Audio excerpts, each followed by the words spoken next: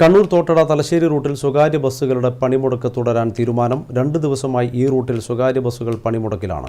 നടാലിൽ ദേശീയപാത 66ലേക്കുള്ള പ്രവേശനം തടഞ്ഞത് നീക്കാതെ സർവീസ് നടത്താനാവില്ലെന്ന് അസോസിയേഷൻ ജില്ലാ ജനറൽ സെക്രട്ടറി രാജ്കുമാർ കരുവാരത്ത് കണ്ണൂർ വിഷനോട് പറഞ്ഞു.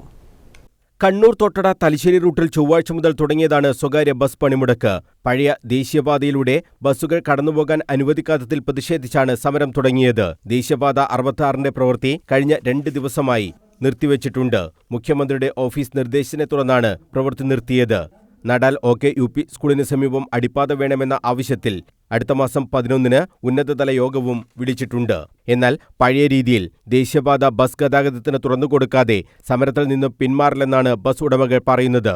ബ്ലോക്ക് ചെയ്ത റോഡ് തുറക്കണം, ബദൽ റൂട്ട് സ്വീകാര്യമല്ല, അടിയന്തരമായി പഴയ രീതി പുനഃസ്ഥാപിക്കണമെന്ന് ബസ് ഉടമകളുടെ യോഗം ആവശ്യപ്പെട്ടു.